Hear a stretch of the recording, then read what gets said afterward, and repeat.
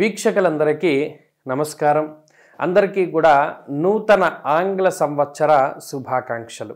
ఈ 2024వ సంవత్సరం ప్రతి ఒక్కరికి కూడా ఆయుర్భాగ్యాలను ప్రసాదించి అందరికీ కూడా ధనధాన్యాభివృద్ధి కలిగి సుఖంగా ఉండాలి అని చెప్పి మనస్ఫూర్తిగా భగవంతుని ప్రార్థిస్తూ, కన్యా రాశి వారికి ఈ 2024వ సంవత్సరం ఏ విధమైనటువంటి ఫలితాలను ఇవ్వబోతూ ఉన్నది అనేటువంటి విషయాన్ని ఈ వీడియో ద్వారా క్లుప్తంగా తెలుసుకునేటువంటి ప్రయత్నం చేద్దాం. 2023వ సంవత్సరం కన్యా రాశి వారికి మిశ్రమమైనటువంటి సంవత్సరంగా నిలిచింది. అటు బాగా లేదని చెప్పలేం, ఇటు బాగా ఉన్నదని చెప్పలేం. కాకపోతే అందులో అష్టమ రాహు, అష్టమ గురుని యొక్క దోషంతో ఆరోగ్యపరమైనటువంటి, ఐశ్వర్యానికి సంబంధించినటువంటి, ఇంటి పరువు ప్రఖ్యాతలకి సంబంధించినటువంటి అనేక విషయాల పట్ల కన్యారాశి వారు చాలా ఇబ్బందులకి గురి అయినటువంటి మాట వాస్తవం. క్షణికావేశంలో తీసుకున్నటువంటి నిర్ణయాల వల్ల, కోపంలో తీసుకున్నటువంటి నిర్ణయాల వల్ల, కోపంలో ప్రకటించినటువంటి మాటల వల్ల, మనస్తత్వం వల్ల ఇబ్బంది పడ్డటువంటి రాశి కన్యారాశి. మరి ఇప్పుడు రెండు మంచి విషయాలు ఉన్నాయి. ఒకటి, షష్ఠ స్థానముందు ఉన్నటువంటి శనేశ్వరుని యొక్క స్థితి. ఇది అత్యద్భుతమైనటువంటి రాజయోగానికి కారణం. మరి అష్టమ రాహు యొక్క దోషం తొలగిపోవడం అనేటువంటి కూడా ఈ కన్యారాశి వారి యొక్క అదృష్టంగా చెప్పవచ్చు. దీనికి తోడు గురుబలం పెరుగుతూ ఉండడం. ఈ సంవత్సరంలో ప్రధానమైనటువంటి విషయం ఏదైనా ఉంది అంటే అది గురుబలం పెరగడం అనేటువంటి మాటను మనం అర్థం చేసుకోవాలి. భాగ్యస్థానమందు గురుని యొక్క సంచారము, భాగ్యము అనగా పుణ్యము, భాగ్యము అనగా ధనము, ధనము భాగ్యము అంటే అదృష్టము.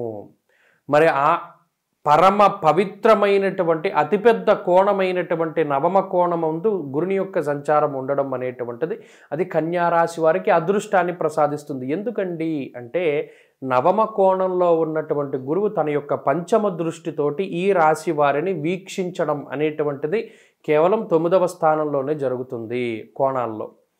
మరి అలా ఉన్నప్పుడు అంటే పంచమంలో ఉన్న గురుడు చూస్తాడు కాదన్న, కానీ ఈ భాగ్యస్థాన స్థితి చాలా మంచిది. ఏమవుతుందండి భాగ్యంలో? అర్ధంచ స్వకులాచార గృహలాభ శుభోజనం అని కొన్ని రకాలైనటువంటి గ్రంథాల్లో చెప్పారు.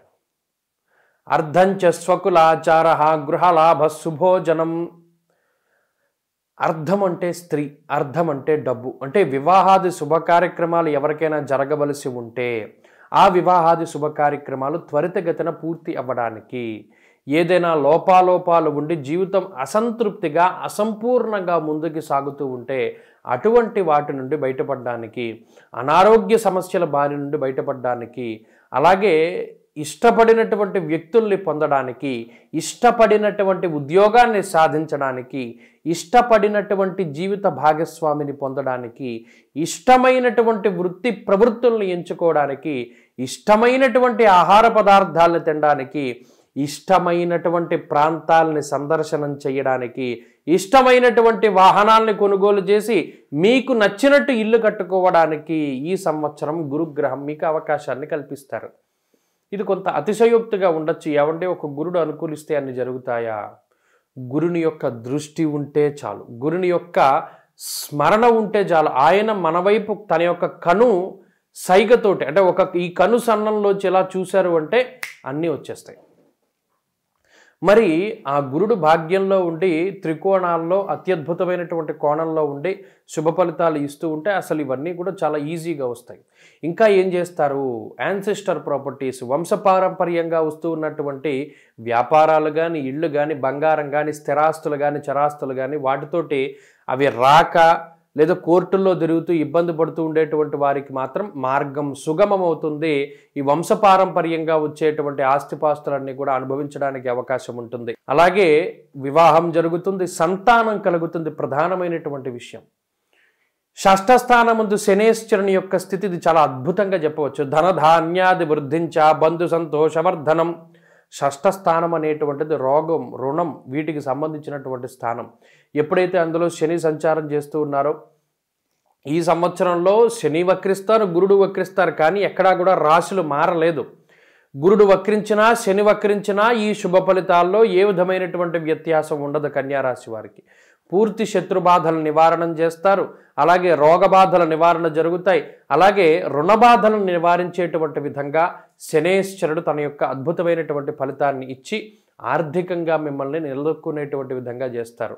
అలాగే ఇల్లు కట్టుకోవాలి, బంగారం కొనుక్కోవాలి, వాహనం కొనుక్కోవాలి, లేదా సంతతి కలగాలి, వివాహం కలగాలి, కుటుంబం సౌభాగ్యంగా ఉండాలి, పదవిని పొందాలి, సమాజంలో ఒక హోదా రావాలి, ఒక గుర్తింపు రావాలి, ఉద్యోగంలో పదోన్నతి లేదా కొత్త ఉద్యోగంలో మంచి పదవి, ఇటువంటివి ఏమైనా రావాలి అంటే అవన్నీ కూడా ఈ సంవత్సరమే కన్యారాశి వారికి వస్తాయి.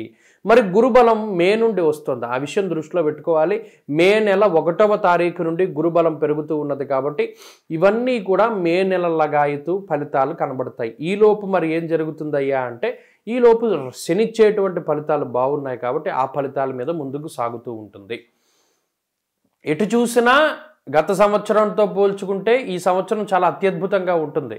అటు ఏదైనా సమస్యలు అనారోగ్యపరంగా ఉన్న రుణబాధలు, మరీ ముఖ్యంగా గత సంవత్సరం ఏదైనా మీ బంగారాన్నో లేదా ఇంటినో పొలాన్నో స్థలాన్నో ముఖ్యమైనటువంటి వస్తువులనో తాకట్టు పెట్టి ఏదైనా ఒక కార్యక్రమం చేయడం కోసమో లేదా ధనం అవసరమైతే తాకట్టు పెట్టారనుకోండి, ఈ సంవత్సరంలో ఆ ధనాన్ని తిరిగి చెల్లించి వాటిని విడిపించుకునేటువంటి పరిస్థితులు, నష్టపోయినటువంటి ద్రవ్యాన్ని తిరిగి సంపాదించుకునేటువంటి పరిస్థితులు, అలాగే నష్టపోయినటువంటి పేరు ప్రఖ్యాతులను తిరిగి పొందేటువంటి పరిస్థితులు, పదవీ యోగం ఈ సంవత్సరం రాజకీయాల్లో కన్యారాశి వారు చక్రం తిప్పుతారు అనడంలో ఏమాత్రం అతిశయోక్తి లేదు. ఇలా అన్నింటా కూడా ఈ రాశి వారిది అద్భుతమైనటువంటి పరిస్థితి.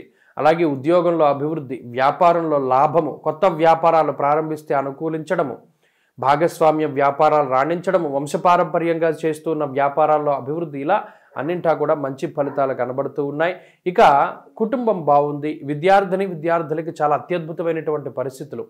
పోటీ పరీక్షల్లో కానీ లేదా ఏదైనా మీకు నచ్చినటువంటి విశ్వవిద్యాలయాల్లో చేరాలి అనుకునేటువంటి వారికి కానీ మంచి అవకాశాలు ఉన్నాయి. అలాగే స్త్రీలకు ప్రత్యేకించి ఈ గ్రహస్థితి చాలా అత్యద్భుతంగా ఉన్నది.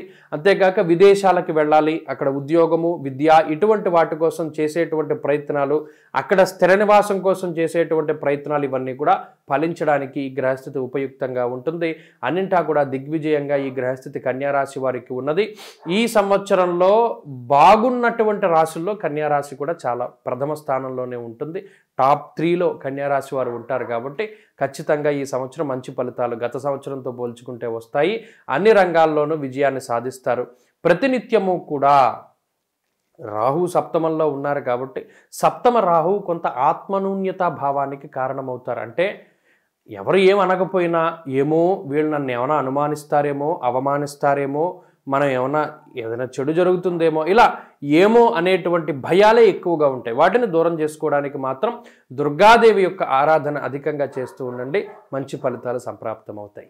స్వస్తి.